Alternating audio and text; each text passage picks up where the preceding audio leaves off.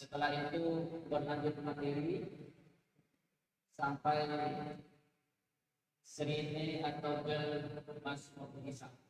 Di akhir pembicaraan dari narasumber kita akan memberikan beberapa dari anggota atau peserta yang hadir untuk sesi tanya jawab kondisi waktu dari. Untuk itu marilah kita awali tausiah kita Bapak Abbas. Bismillahirrahmanirrahim. Kepada Ustaz Dr. Haji Fadli Basri SIMA, kita persilakan dengan salam.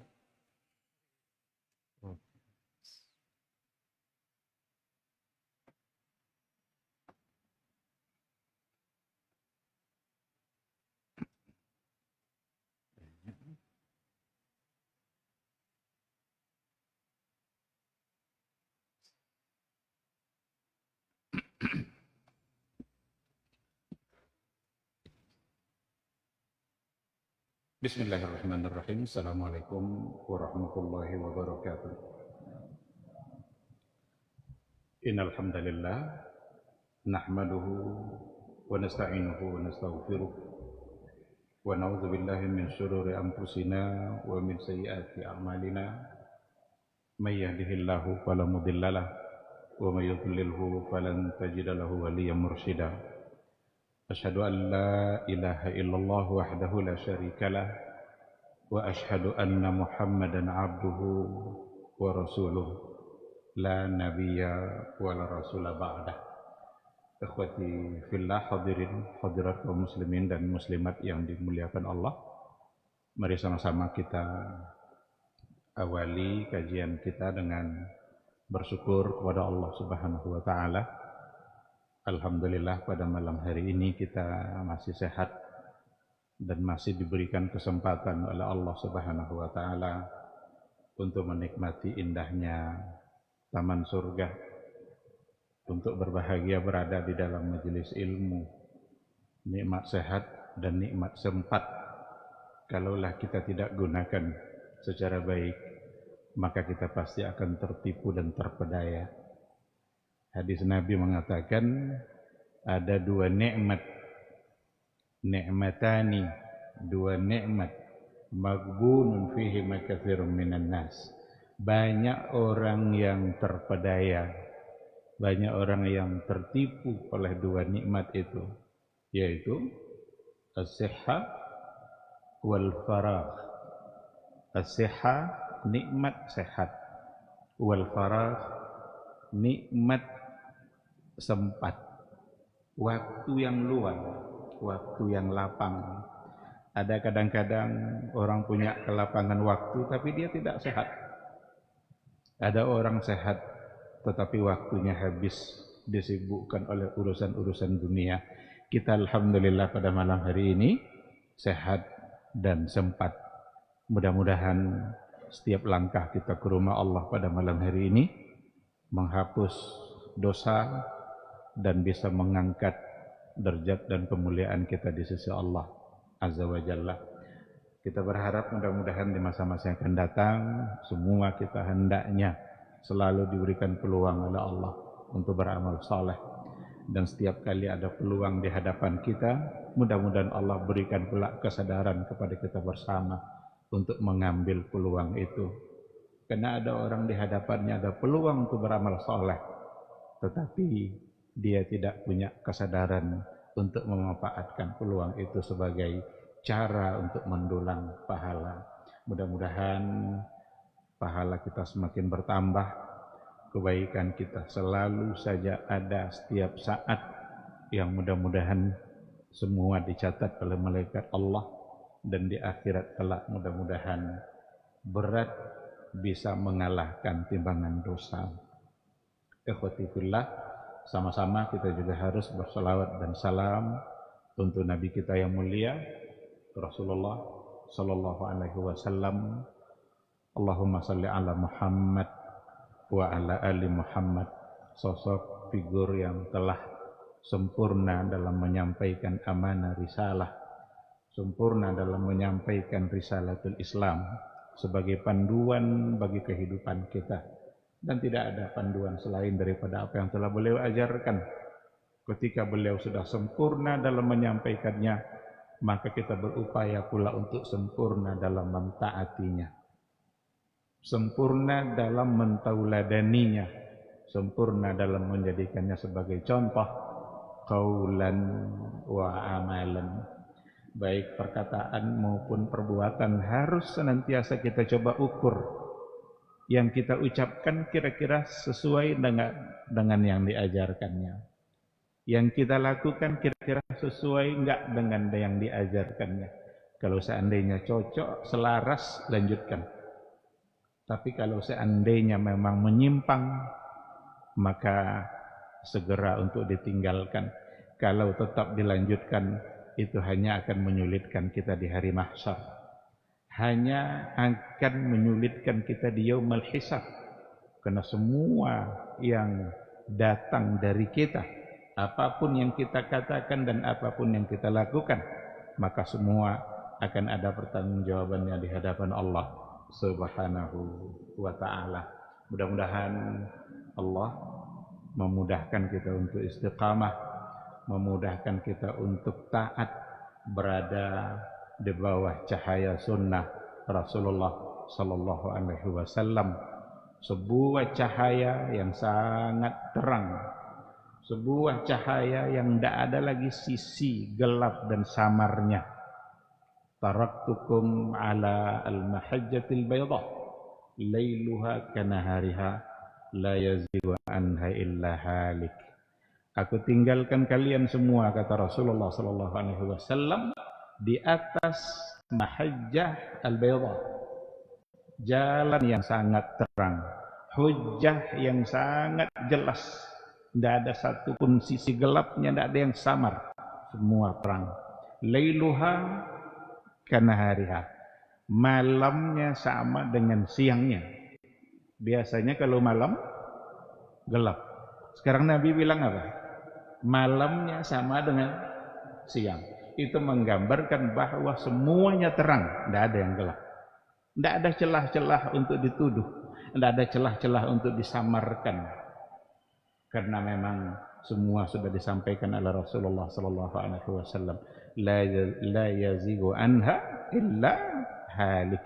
Tidak ada orang yang mencoba untuk lari dari jalan itu, keluar dari jalan itu, illa halik, kecuali pasti binasa, pasti hancur.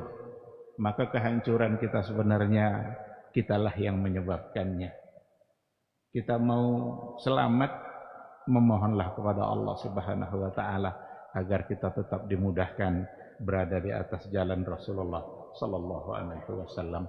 Mudah-mudahan di hari mahsyar semua kita bisa mendapatkan syafaat dari beliau dan bisa mendapatkan minuman yang dituangkan langsung oleh Nabi kita dari telaganya.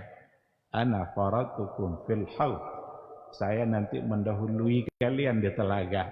Nabi menunggu-nunggu siapa yang datang dikasih minum. Betapa nikmatnya ketika mendapatkan minuman dituangkan langsung oleh Rasulullah sallallahu alaihi wasallam dari telaganya. Kata Rasul, man syariba minhu lam yazma abadan. Siapa yang kalau sudah meminumnya dia tidak lagi merasa haus. Man syariba minhu lam yazma abadan. Padahal mahsyar adalah tempat di mana semua orang kehausan. Maka sekali lagi mudah-mudahan kita termasuk ke dalam orang-orang yang diusir dari telaga. Karena diusir oleh malaikat. Sohkan. Apa kata Rasul? Kok diusir? Mereka kan umatku. Apa kata Rasul? Kata malaikat, innaka la tadri ma ahdatsu ba'dak. Sungguh engkau tidak tahu apa yang telah mereka perbuat setelah kau wafat. Ada dua yang diusir. Yang pertama al-murtaddin, orang-orang murtad, orang-orang yang meninggalkan agama Rasulullah sallallahu alaihi wasallam.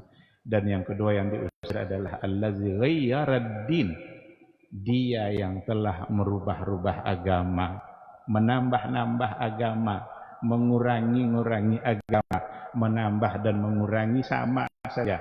karena melakukan sesuatu yang tak sesuai lagi dengan apa yang diajarkan oleh Rasulullah sallallahu alaihi wasallam.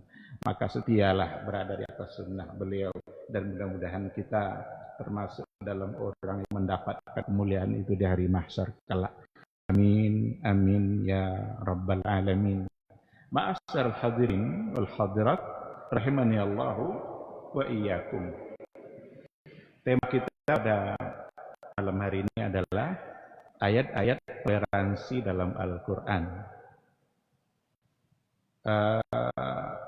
Sekarang ini kata toleransi itu menjadi jualan banyak orang. Ada yang memaknainya secara benar, ada yang memaknainya secara salah. Ada orang yang kalau tidak melakukan sesuatu itu tidak dianggap sebagai orang yang toleran. Ada pula yang kebablasan, sehingga segala sesuatu dapat dibolehkan atas nama toleransi. Oleh karena itu saya memandang judul ini sangat penting untuk kita bahas, agar kita tidak salah di dalam memaknai toleransi. Jangan pernah mengajarkan Islam dan umat Islam hakikat dari sebuah toleransi, karena tidak ada ajaran yang paling toleran selain daripada yang telah diajarkan oleh Rasulullah sallallahu alaihi wasallam. Cuma dalam artian yang sesungguhnya, bukan dalam artian yang salah, dalam artian yang benar. Islamlah agama yang paling toleran, agama yang paling bisa menghargai orang lain, agama yang paling mampu untuk memberikan maaf atas kesalahan-kesalahan.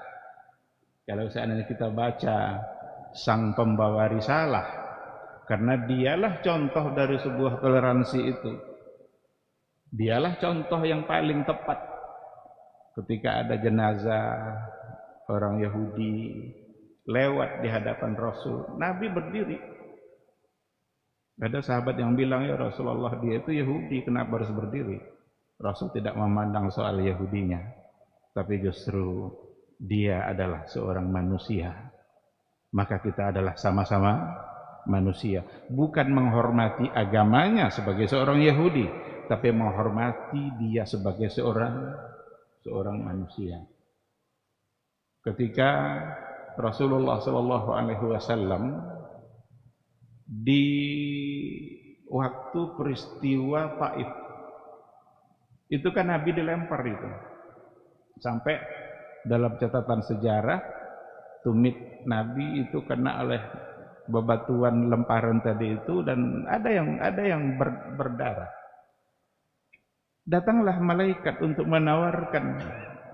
Apa kata malaikat? Ya Muhammad, andaikan engkau ingin bukit itu kami timpakan ke kaum Taif itu, sekarang bisa kami lakukan. Apa jawaban Nabi? La, innahum qaumun la ya'lamun. Sesungguhnya mereka adalah kaum yang tidak mengerti. Mereka adalah kaum yang belum paham. Saya berharap akan keluar dari tulang sulbi mereka, dari keturunan-keturunan mereka, orang-orang yang menyembah Allah Subhanahu wa ta'ala. Ini contoh, ini sulit untuk kita dapatkan dari siapapun. Nah, oleh karena itu jangan pernah mengajar Islam toleransi, jangan pernah mengajar umat Islam untuk saling memaafkan, karena memang syariat Islam itu sendiri salah satu dari khasais dari Islam yang dibawa oleh Rasulullah sallallahu alaihi wasallam itu adalah as-samhah. Samhah itu adalah toleransi. Toleransi kalau kita bawa ke dalam bahasanya adalah tasamuh. Tasamuh, mudah untuk memaafkan, mudah untuk menghargai orang lain. Itulah as-samhah. Maka dalam sebuah hadis yang datang dari Aisyah radhiyallahu anha, Rasulullah sallallahu alaihi wasallam mengatakan, bu'istu bil hanifiyyati samha. Bu'istu, aku diutus, kata Rasul, bil hanifiyyati samha, dengan membawa dua hal. Jadi syariat Islam yang dibawa oleh Nabi Muhammad SAW ada dua khasais padanya. Yang pertama adalah al-hanifiyah, yang kedua adalah as-samha. Apa itu al-hanifiyah? Hanif. Inna Ibrahim kana ummah qanitan lillah hanifah wa ma kana minal musyrikin. Hanif itu adalah tauhid, al-bu'du an-syirk, tauhid, al-ikhlas, al-bu'du an-syirk, khurafat. Itu makna kata al-hanifiyah, millatu Ibrahim. Jadi saya diutus, kata Rasulullah SAW, yang pertama bil hanifi, untuk membawa ikhlas, jauh dari syirik, jauh dari khurafat. Maka yang namanya khurafat diperlukan dalam Islam. Kenanya orang mengandalkan cerita-cerita khurafat agar dikagumi, dibuat-buatkan cerita-cerita yang tidak masuk akal, supaya orang bisa mendengarkan dakwah dan apa yang akan dia sampaikan. Tidak perlu khurafat-khurafat dalam Islam, karena al-hanifiyah itu lawan dari khurafat. Hanifah, ikhlas, tauhid, jauh dari syirik, millatu Ibrahim. Sedangkan as-samhah, kalau al-hanif itu ada pada tauhid, as-samhah itu ada pada al-a'mal wal ibadat. Samhah itu mudah, toleransi, penuh pengertian, sangat mudah untuk memberikan kemudahan. Itu semua bagian dari samha, dan itu ada pada al-ibadat dan ada pada al-muamalat. Kalau seandainya kita tidak bisa sholat berdiri, bolehkah duduk? Boleh, samha. Kalau seandainya kita tidak bisa berwudu, gantinya tayammum, samha. Mudah. Ada toleransi yang luar biasa. Allah Subhanahu wa taala sangat pengertian, sangat mengerti dengan keadaan kita. Andaikan tidak ada keringanan-keringanan dalam beribadah, mungkin kita akan sulit untuk taat kepada Allah Subhanahu wa taala. Tapi taat itu mesti, asalkan kita tetap taat, maka diberikan keringanan-keringanan oleh Allah Subhanahu wa taala dalam kehidupan kita. Maka dalam keadaan sulit, solusinya bukan tidak taat, tetap taat, tapi dengan adanya kemudahan. Pada saat kita tidak punya air untuk berwudu, atau air hanya cukup untuk keperluan dunia kita saja, untuk memasak umpamanya. Kalau dijadikan untuk berwudu, tidak bisa kita makan, nanti tidak ada air untuk masak nasi.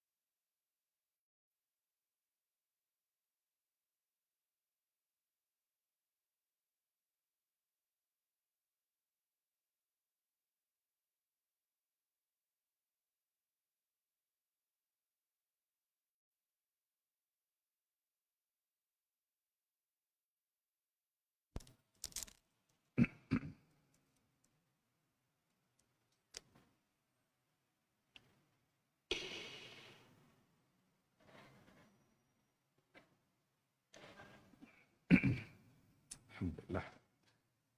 Baik. Ikhwati fillah, ma'asyiral hadirin wal hadirat, rahimani Allah wa iyyakum. Kembali kita ke materi kita, maka taat itu harus tetap berlanjut. maka ada keringanan-keringanan diberikan oleh Allah Subhanahu wa taala. Ini adalah bagian dari toleransi yang luar biasa dalam Islam terhadap umat Islam sendiri dalam ketaatannya. Pada saat kita tidak bisa duduk, tidak bisa berdiri, tidak bisa duduk, apakah solusinya sholat ditinggalkan? Tidak, sholat tetap dikerjakan. Berarti kita harus tetap taat, meskipun sholat dengan berbaring. Kadang-kadang ada orang meninggalkan ketaatan hanya karena keadaan yang dianggap sulit. Ada seseorang yang dalam perjalanan, kebetulan pakaiannya kena oleh najis. Ditinggalkannya sholat dengan alasan pakaian bernajis. Dan pandai pula beralasan, pakaian bernajis kan tidak boleh dibawa sholat. Sekarang bersihkan, basah-basah sikit, tidak apa-apa. Yang penting tetap sholat. Maka al-hanifiyah as-samhah. Al-hanif itu urusannya dengan tauhid. As-samhah urusannya dengan al-a'mal wal ibadat. Dalam ibadah tadi contohnya, dalam muamalah adakah samhah? Adakah kemudahan-kemudahan diberikan oleh Allah? Adakah sesuatu yang memang itu membuat kita menjadi mudah? Bahkan kata samha itu sendiri ada dalam persoalan muamalah. Dalam hadis dikatakan oleh Rasulullah, rahimallahu mra'an samhan idza ba'a, samhan idza ishtara, samhan idza qada, samhan idza qada. Allah merahmati seseorang. Siapa orangnya? Samhan idza ba'a, kalau dia memberikan kemudahan-kemudahan di dalam menjual. Samhan idza ishtara, memberikan kemudahan-kemudahan dalam membeli. Berarti penjual pembeli harus saling pengertian. Ketika ada seorang penjual didatangi oleh seseorang ingin sekali dengan barang yang dia punya, tapi ternyata uangnya kurang-kurang sedikit, apa yang harus dilakukan? Yang mungkin dengan uang yang ada akan mengurangi sedikit keuntungannya, meskipun akan tetap ada untung. Rasul menyuruh samhan, permudah, berikan kemudahan, toleransi dengan kesulitan-kesulitan yang dia rasakan.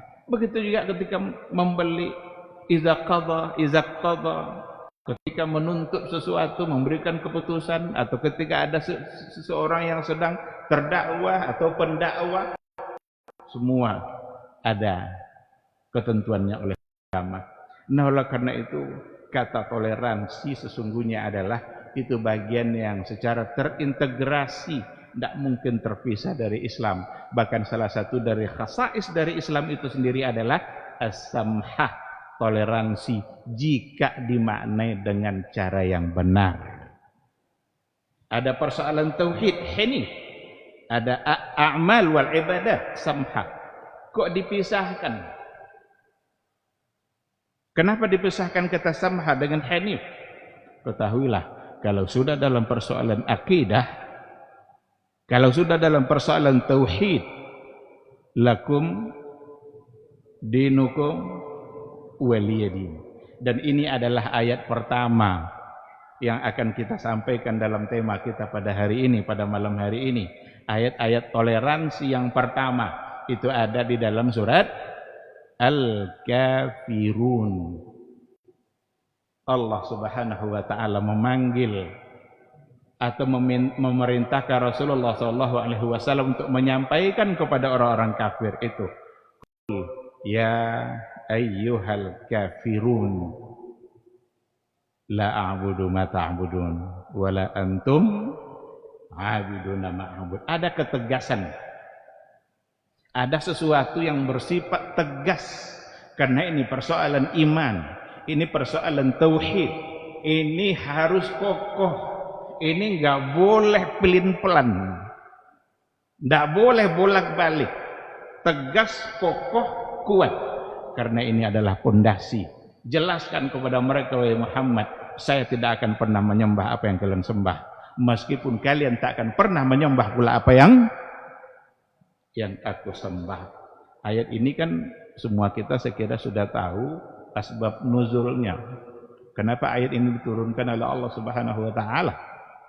Karena permintaan orang kafir ketika itu ingin mencoba untuk membujuk Rasulullah sallallahu alaihi wasallam, membujuk supaya berilah sedikit kelonggaran, toleransi dalam persoalan sembahan-sembahan seperti ini nih. Kalau mau wahai Muhammad, sebentar-sebentar kami menyembah Tuhan kamu, nanti sebentar lagi seminggu berikutnya kamu ikut pula untuk menyembah Tuhan kami. Ada tawar-menawarnya datang dari orang-orang kafir. Memang dalam catatan riwayat juga dikatakan ada sedikit kecenderungan Nabi untuk menyetujui, wallahu alam, tapi saya yakin tidak akan pernah menyetujui. Tapi kalau kecenderungan karena ada harapan besar supaya mereka ikut untuk menyembah. Tapi sebelum itu terjadi, Allah turunkan ayat ini. Disampaikan oleh Allah langsung. Sampaikan kepada mereka orang-orang kafir itu, wahai Muhammad, saya tidak akan menyembah apa yang kalian sembah, dan kalian pun tidak pula akan menyembah Rabb yang saya sembah. Dan itu diulang-ulang.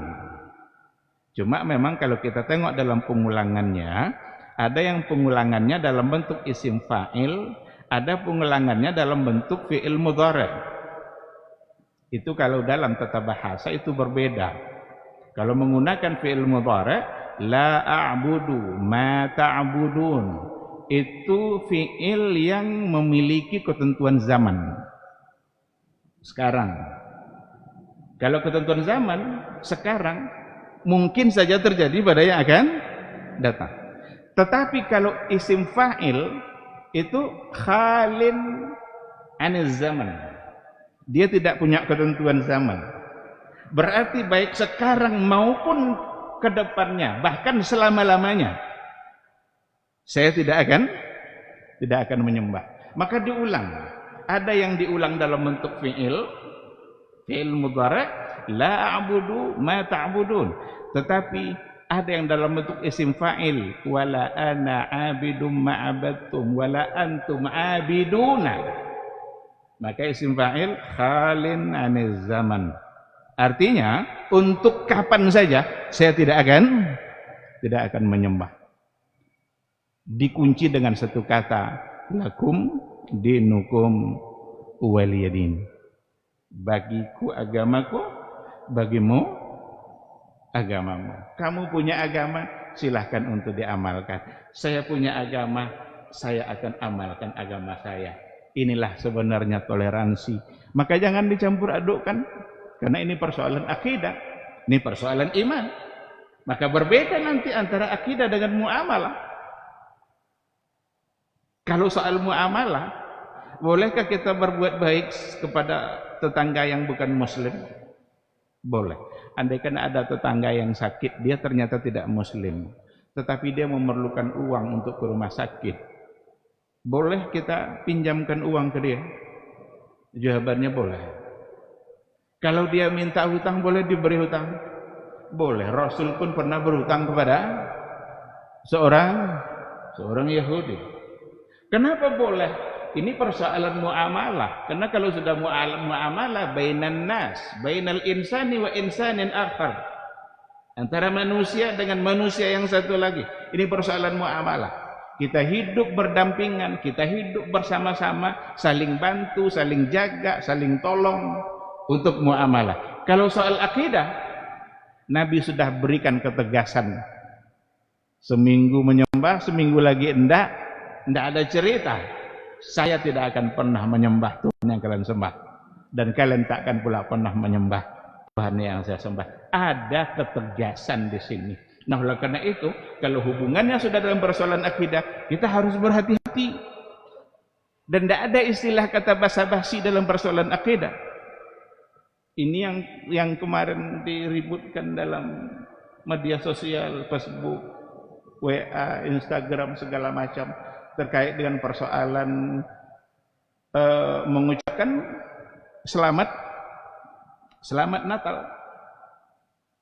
Kita bukan tidak menghargai, Tapi apakah harus? Dan apa untungnya?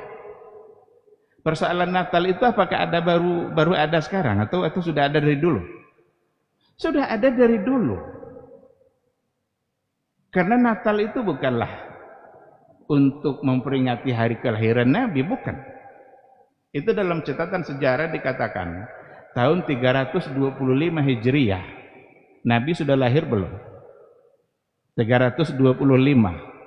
Belum, karena Nabi lahir tahun berapa Nabi lahir? 571. 325 Masehi di Konstantinopel, Turki. Sekarang namanya Iznik. Ada satu wilayah di Iznik. Itu ada satu gereja. Di gereja itu pada tahun itu berkumpullah semua pendeta-pendeta. Ada komunike yang mereka sepakati di situ. Apa yang mereka sepakati ketika itu? 325. Kesepakatan mereka adalah bahwa Isa adalah anak Tuhan. Dan itu tanggal 25 Desember. Nah, oleh karena itu 25 Desember itu sesungguhnya adalah hari pengangkatan Isa sebagai anak. Terus mau kita ucapkan selamat? Oh, ini kan basa-basi Pak Ustaz. Tidak ada basa-basi dalam akidah. Bahasa basa-basi. Bukankah itu sudah ada pada masa-masa sebelumnya? Kenapa kita tidak mendengar satupun ada ulama-ulama al-mutakaddimin dulu yang mengucapkan itu? Kan baru muncul kan belakangan-belakangan ini. Dan dia anggap itu bagian dari toleransi. Ini saya kira kesalahan karena ada di antara orang Islam, bahkan bagian dari pakar dan ulama yang mengatakan boleh untuk mengucapkan Natal, sehingga yang tidak membolehkan dianggap tidak toleran. Berarti yang salah siapa? Yang salah ulama pakar mutaakhirin yang belakangan yang mereka membolehkan, sehingga dia yang dianggap sebagai orang yang toleran, sementara yang tidak mengucapkan dianggap tidak toleran. Masa dahulu mana pernah kita dengar, karena sudah ada dari dulu. Jangan dikira persoalan baru itu Natal itu. Dan ketika Nabi diutus sebagai seorang rasul, orang-orang Nasara sudah meyakini bahwa Isa adalah anak Tuhan. Kan ayatnya seperti itu. Wa qalatin Nasara Isa ibnullah. Wa qalatil Yahudu Uzair ibnullah. Orang-orang Nasara bilang Isa adalah anak Tuhan. Orang Yahudi bilang Uzair adalah anak Allah, anak Tuhan. Kata mereka. Maka akidah mereka sudah menyimpang ketika Nabi diutus. Sudah salah. Sehingga ada ayat Qul ya ahlal kitab ta'alau ila kalimatin sawa. Ya ahlal kitab, hei ahlul kitab. Siapa ahlul kitab di sini? Al-Yahud wan Nasara. Ta'alau ila kalimatin sawa. Ayo kembali kepada satu kata, al-haq. Kalau dikatakan kembali, berarti dia sudah terlanjur, maka diajak untuk kembali. Nah, oleh karena itu persoalan akidah harus ada ketegasannya. Nggak boleh pelin-pelan, nggak boleh berbasa-basi. Oh, kami mendengarkan guru-guru kami mengucapkan itu juga, nggak ada masalah. Kan ada yang beralasan seperti itu, kan kami mendengarkan guru-guru kami dulu mengatakan. Berarti gurunya siapa? Ikhwati billah, al-hanif, persoalan akidah harus tegas. As-samhah, al-ibadat wal muamalat, itu ada kemungkinan untuk diberikan pemaknaan toleransi. Ikhwati billah, ayat yang pertama yang terkait dengan ayat-ayat tasamuh, ayat-ayat toleransi, itu adalah pada al-kafirun. Sekarang kadang-kadang gara-gara membela kata toleransi, menyebut kata kafir pun tidak boleh. Gara-gara untuk menjaga toleransi, menyebut kata kafir, jangan bilang mereka kafir, mereka hanya non non-muslim. Non-muslim itu lebih terhina daripada kata kafir. Apa arti non-muslim? Non apa artinya? Tidak. Muslim selamat. Berarti non-muslim tidak selamat. Kalau kita panggil orang yang tidak Islam itu ya non-muslim, hei yang tidak selamat, kan itu. Sementara kalau kata kafir, kafara, kafir itu artinya adalah karena memang hatinya tertutup untuk menerima syariat Rasulullah Sallallahu Alaihi Wasallam. Karena memang dia tidak beriman kepada syariat Nabi, maka disebut kafir. Azan, itu masuk banyak bu. Baik, karena waktu sudah masuk, kita jawab suara azan. Insyaallah.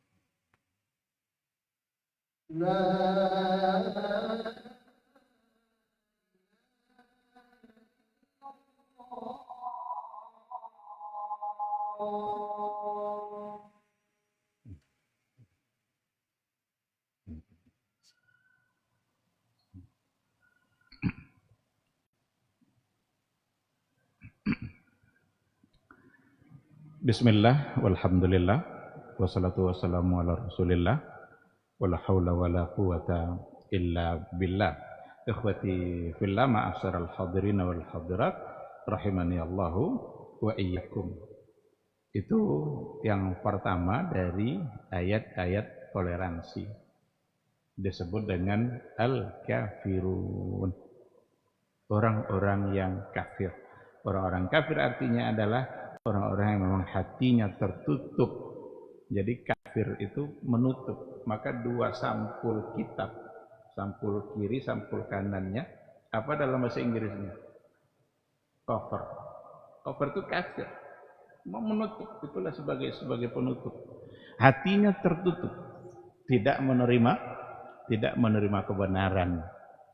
Dan ungkapan itu sebenarnya kalau dibawa kepada bahasa selain itu mungkin akan lebih jujur dan lebih terhormat.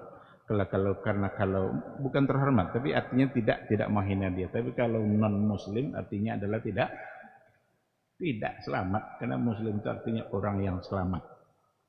Nah, maka dari segi kata saja kadang-kadang orang sudah berdebat tanpa mengetahui substansi dari kata itu sendiri. Ada ayat yang lain, saya coba sebutkan beberapa ayat, tapi saya tidak akan yakin untuk menyampaikan semua ayat itu. Di antaranya ada dalam surat Yunus 40-41. Apa kata Allah Subhanahu wa taala? Wa minhum man yu'minu bih wa minhum man la yu'minu bih wa rabbuka a'lamu bil mufsidin. Wa in kadzabuka faqul li 'amali wa lakum 'amalukum antum bari'una mimma a'mal wa ana bari'un mimma ta'malun. Apa kata Allah? Di antara mereka ada yang beriman dengan Al-Quran. Wa minhum man la yu'minu bih. Dan di antara mereka yang lain, sebagian yang lain, ada pula yang tidak beriman dengan Al-Quran. Wa rabbuka a'lamu bil mufsidin. Dan Rabb kamu lebih tahu bil mufsidin. Allah lebih mengetahui dengan orang-orang yang berbuat binasa. Kira-kira ketika disebutkan satu beriman, satu tidak beriman, lalu Allah katakan dialah yang lebih tahu dan orang-orang yang berbuat binasa. Kira-kira yang berbuat binasa itu maksudnya siapa? Yang tidak beriman. Namun wa in kadzabuka, jika mereka mendustakanmu tadi kan dengan Al-Quran. Sekarang dengan kamu, dengan Nabi Muhammad SAW. Jika mereka mendustakan kamu pula, fakul, maka katakanlah, li amali walakum amalukum. Bagiku amalanku, bagimu amalanmu. Antum bari'una mimma a'mal. Kalian berlepas diri, tidak akan bertanggung jawab dengan apa yang saya lakukan. Wa ana bari'um mimma ta'malun, dan saya tidak pula ikut bertanggung jawab dengan apa yang kalian lakukan. Berarti yang beriman ada sebahagian, yang tidak beriman ada pula sebagian. Jika mereka pun ikut mendustaimu, tidak mau beriman denganmu, cukup katakan qul li amali walakum amalukum. Amal saya bagi saya, amal kamu bagi kamu. Kamu tidak akan ikut bertanggung jawab dengan apa yang saya lakukan, dan saya tidak akan pula bertanggung jawab dengan apa yang kamu lakukan. Artinya apa? Masing-masing kita, hanya kitalah yang akan mempertanggungjawabkan di hadapan Allah Subhanahu wa taala. Orang-orang kafir, orang-orang tidak beriman dengan Al-Quran, tidak beriman dengan Rasulullah SAW, Rasul tidak akan bertanggung jawab dalam amalan mereka. Kita tidak akan bertanggung jawab dengan amalan mereka, sebagaimana mereka juga tidak ikut bertanggung jawab dengan apa yang kita lakukan. Jadi biarkan kalau mereka tidak mau beriman. Ditambah nanti dengan ayat yang lain, la ikraha fid din. La ikraha fid din. Qad tabayyana ar-rusydu minal ghayy. Enggak ada paksaan. Enggak boleh dipaksa untuk masuk Islam, itu tidak boleh. Maka dari sisi ini, kalau kita mau jujur, Islamlah yang sangat toleran dalam persoalan ini. Karena agama-agama yang lain, berapa banyak mereka yang memaksa umat Islam untuk pindah agama. Memaksa dengan berbagai macam cara. Merayu dan berbagai macam cara. Tetapi dalam Islam, la ikraha fid din. Tidak ada paksaan. Kenapa tidak mesti dipaksa? Karena semuanya telah terang. Qad tabayyana ar-rusydu minal ghayy. Sudah nyata mana yang baik, mana yang buruk, mana yang hak, mana pula yang batil. Semua sudah jelas disampaikan oleh Rasulullah sallallahu alaihi wasallam. Faman yakfur bit-taghut wa yu'min billah faqad istamsaka bil urwatil wusqa lan fisama laha wallahu samiun alim. Siapa yang kufur kepada tauhid, wa yu'min billah, dan siap untuk beriman kepada Allah Subhanahu wa taala, faqad istamsaka bil urwatil wuthqa lam fisamalah, berarti dia telah berpegang dengan tali yang sangat kuat, al urwatul wuthqa lan fisamalah, tidak mungkin terpotong-potong, tidak mungkin terpecah-pecah, karena ikatan yang sangat kuat. Wallahu sami'un alim. Ikhwati fillah, maka dari sini ada memang kebebasan di dalam memilih agama. Kita nggak boleh mencela orang-orang ketika mereka tidak mau Islam. Biarlah mereka dalam Nasraninya kalau mereka ingin tetap Nasrani. Biarlah mereka dalam Yahudinya ketika mereka ingin tetap Yahudi. Cuma jangan nanti dipaksa untuk menganggap bahwa mereka benar. Ini juga salah satu dari kesalahan yang ada di kehidupan kita hari ini. Kehidupan umat Islam, khususnya di Indonesia. Ingin dicoba untuk taskik. Taskik itu membuat keraguan-raguan dengan alasan bahwa mereka punya kitab samawi. Kan Yahudi ada kitab samawinya, Nasrani ada kitab samawi, maka mereka disebut sebagai ahlul kitab. Sebagaimana umat Nabi Muhammad SAW juga punya kitab samawi, namanya Al-Quran. Jadi karena mereka masing-masing punya kitab, berarti masing-masing mereka sumber agamanya juga datang dari sama, dari langit sana. Maka namanya kitab samawi, kitab yang turun dari langit. Kalau memang mereka punya kitab juga, berarti di dalamnya ada kebenaran, sehingga ingin diajak untuk menganggap bahwa semua agama adalah sama dan adalah benar. Ini sesuatu yang sangat tidak bisa diterima, karena Al-Quran secara tegas, secara terang mengatakan, inna dina indallahi al-Islam, wa may yabtaghi ghairal islami dinan. Siapa yang ingin mencari agama selain Islam, la yuqbal minhu. Allah di situ tidak menggunakan kata la, tapi lan. Apa faedah lan? Nafyul mustaqbal, menafikan untuk selama-lamanya. Lan yuqbal, tidak akan pernah bisa diterima. Wa huwa fil akhirati minal khasirin. Nah, ketika ayatnya sudah terang, inginkah kita tetap mengatakan semua agama benar? Itu bukan toleransi. Itu bukanlah saling menghormati yang benar. Karena kita diajak untuk merusak akidah kita sendiri.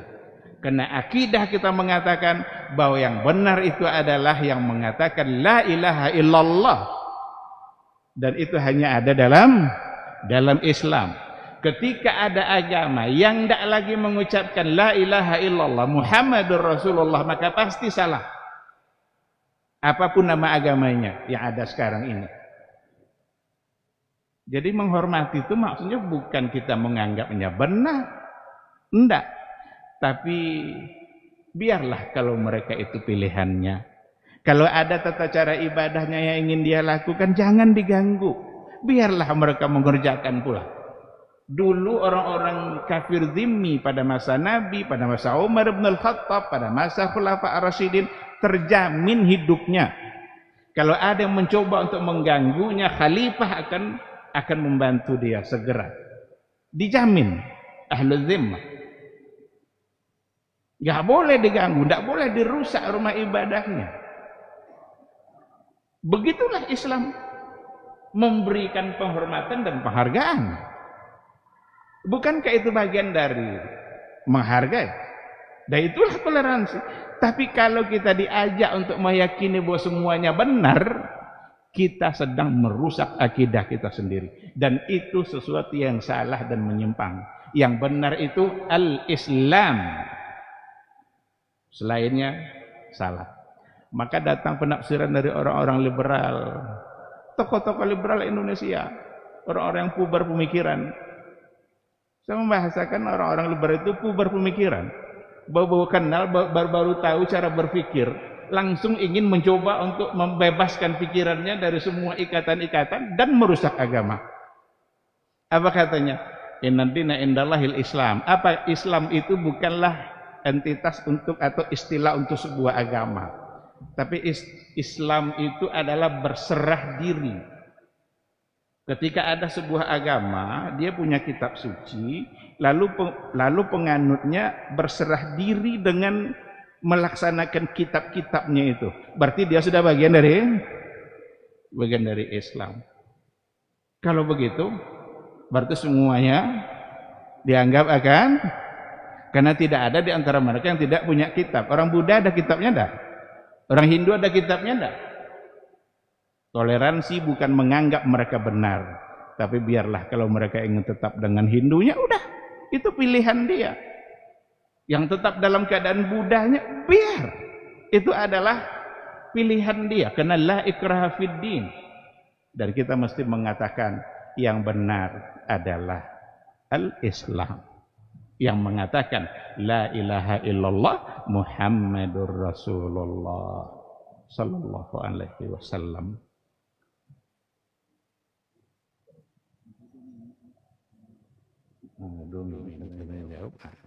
Baik, saya tidak bisa menyebutkan semua ayat karena ada dalam surah Al-Hujurat ayat 13, ada dalam Al-Baqarah ayat 256, ada dalam surah Al-Kahfi ayat 29, ada Al-Mumtahanah ayat 8. Itu semua adalah ayat-ayat at-tasamuh, ayat at-tasamuh. Silakan nanti dibaca, dicari pemahamannya bagaimana para ulama memberikan penjelasan. Saya serahkan ke moderator. Baik, jemaah, kita tadi sudah sesi tanya jawab. Kita sempurnakan beberapa ini dengan satu penanya. Dua berarti kamu tadi Pak. Silakan Ustaz.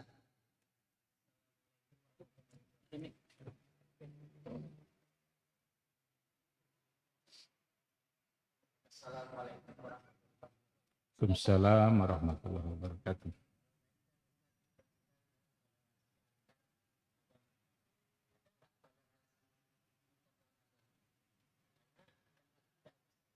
Iya.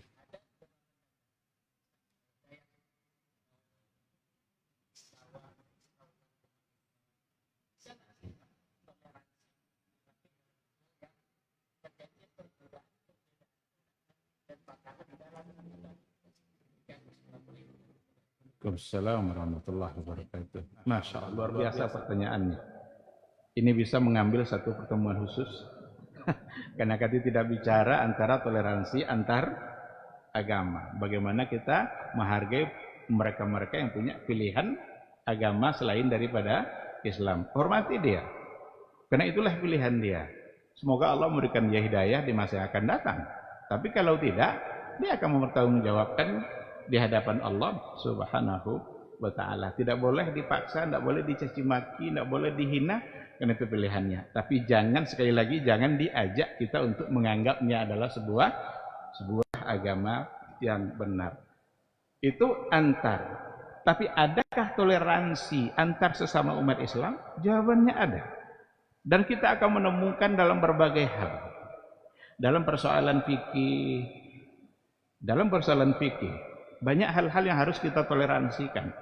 Hukum itu ada yang membaginya kepada dua, ada yang membaginya kepada tiga. Al-ahkam atau al-masail. Ada yang masuk dalam kategori al-masail al-ijma'iyah. Masail ijma'iyah. Masalah-masalah yang disepakati. Ini haram, ini halal. Salat 5 waktu, haji wajib bagi yang mampu, semua adalah ijma'.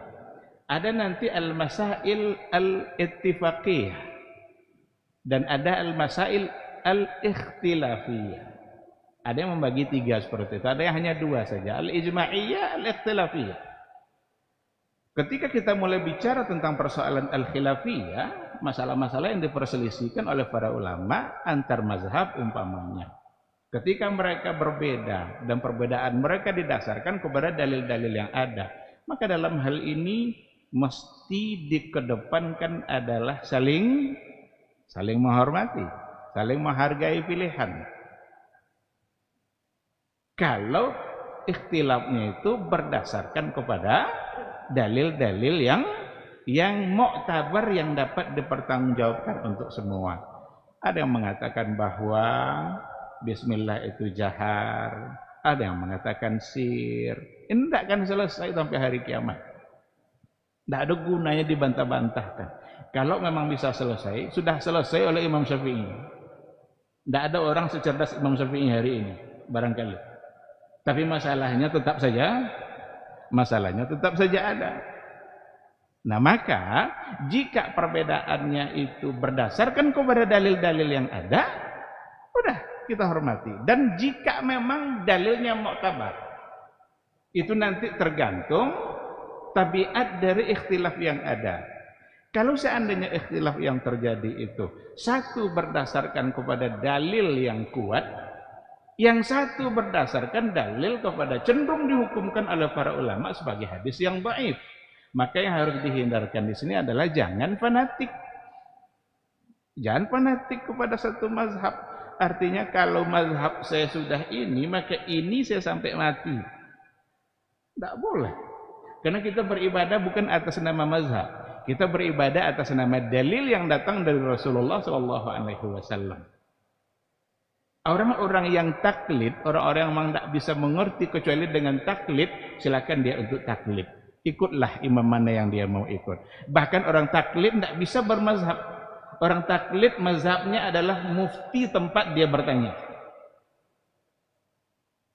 Siapa tempat dia bertanya, itulah mazhab dia. Kenapa dia tidak punya kemampuan? Tapi kalau ada orang-orang diberikan kemampuan oleh Allah untuk memahami dalil, walaupun dia tidak sampai ke tingkat mujtahid, tapi dia bisa untuk mengenali ini kuat, ini dhaif. Maka dia dituntut untuk melaksanakan pengetahuannya. Kalau memang ada yang kuat, kenapa harus pakai yang lemah?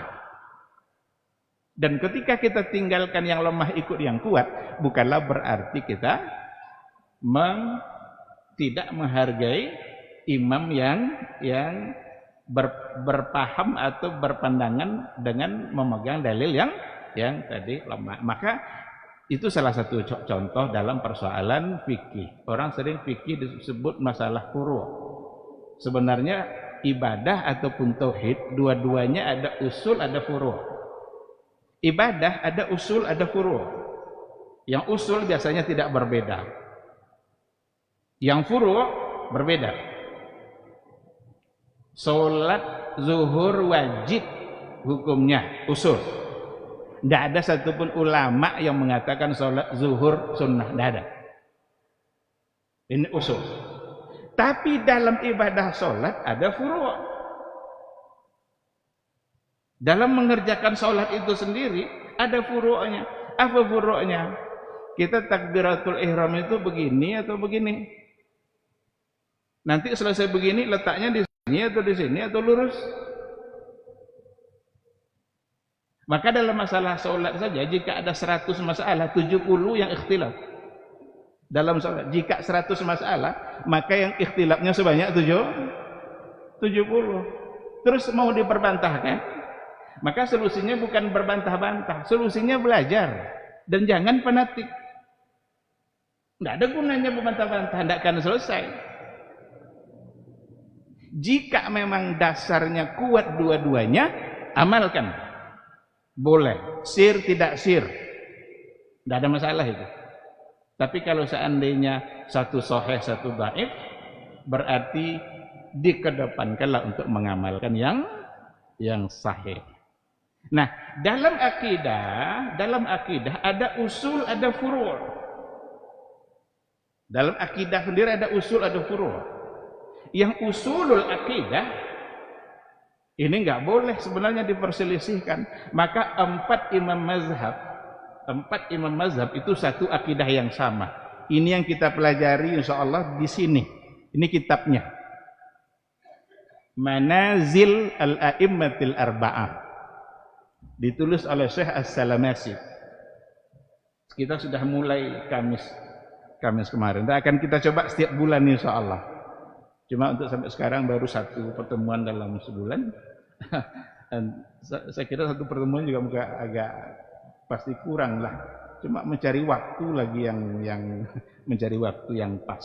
Maka kalau untuk usul mereka tidak berbeda. Apa yang diyakini oleh sahabat-sahabat dulu, itulah yang diyakini oleh ulama-ulama 4 mazhab. Maka ulama 4 mazhab tidak mentakwilkan dalam artian menolak sifat Allah.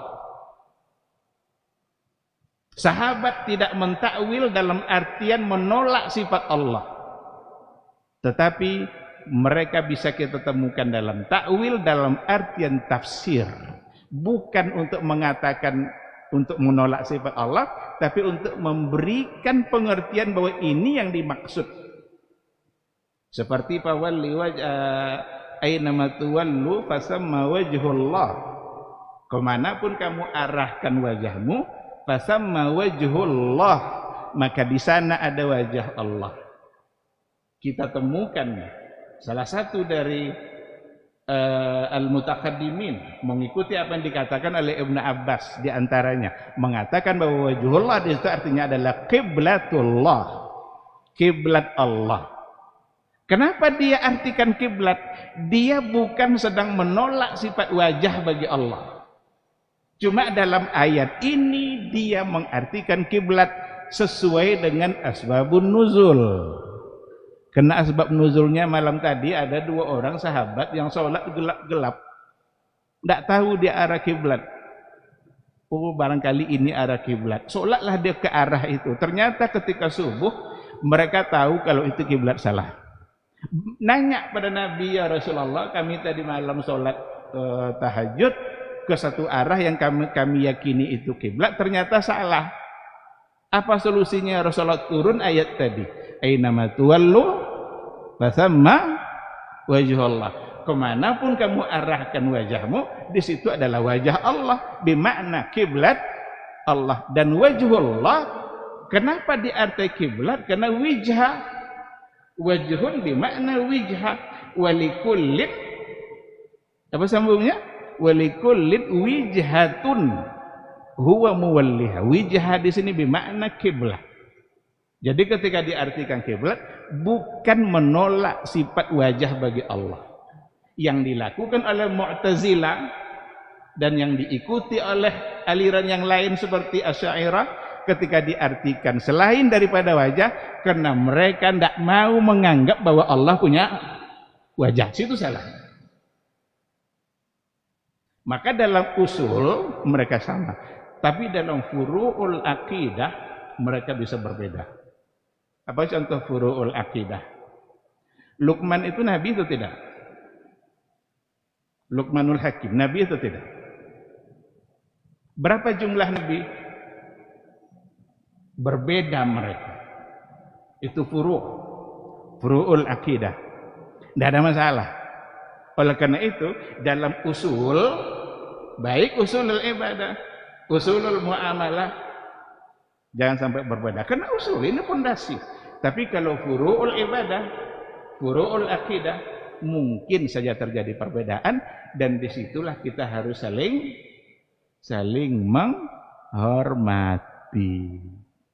Bahkan dulu dalam sebuah majelis, saya ada di situ ketika itu Syekh Shalih Al-Utsaimin memberikan satu contoh tentang furu'ul aqidah. Salah satu contoh yang beliau sampaikan ketika itu adalah, mana yang lebih afdal, Utsman atau Ali? Utsman kah atau Ali? Kalau Abu Bakar, Umar, la khilafah fi. Tapi kalau giliran Utsman dan Ali, sudah mulai ada perbedaan. Dan itu tidak ada masalah, itu furu'ul aqidah. Nah, jadi antar dan inter, jadi antar agama dan inter agama Islam, dalam Islam sendiri ada toleransi, dan khususnya dalam persoalan furu', baik furu'ul ibadah maupun furu'ul aqidah atau furu'ut tauhid. Adapun usul memang kita harus sebaiknya jangan berbeda. Ketika usul yang sudah berbeda, disinilah muncul keretakan-keretakan dalam umat Islam. Maka generasi sahabat mereka ala kalamin wahid fil aqidah. Sahabat mereka tidak berbeda dalam persoalan akidah, khususnya pada usul. Kapan munculnya perbedaan akidah itu? Kapan kacaunya umat Islam? Karena bermunculannya pandangan-pandangan dari ahlul kalam, karena mereka punya pandangan-pandangan yang berbeda dalam usulul iman. Coba, Quran makhluk atau tidak? Pernah enggak perdebatan itu pada masa sahabat? Enggak ada. Enggak pernah ada. Tapi ketika muncul aliran tadi, mereka mengatakan Al-Quran makhluk. Makanya Imam Ahmad dipenjara gara-gara itu. Dipenjara gara-gara mempertahankan Al-Quran laisa bimakhluk. Al-Quranu kalamullah. Dan kalam Allah adalah sifatnya. Dan sifat Allah mustahil makhluk. Itu kata Imam Malik. Sampai dia dipenjara. Sekarang orang-orang yang mengakui keyakinan bahwa Quran makhluk ingin pula mengatakan bahwa itu sanadnya sampai kepada Imam Mazhab. Padahal Imam Mazhab rela dipenjara gara-gara itu. Ajar itu klaim-klaim yang tidak benar, yang tidak beralasan. Lah sampai 2 menit. Ya 2 menit tinggal tadi. Semenit 50 detik. Ada. Saya serahkan ke moderator. Hah? Ya. Baik, berarti cukup satu pertanyaan untuk malam hari ini. Dan sesuai dengan tema kita, mari sama-sama kita jaga kondusivitas kita dalam beragama, dalam beribadah. Kita harus sama-sama toleransi, sama-sama menghargai, khususnya untuk hal-hal yang sifatnya di situ ada perbedaan.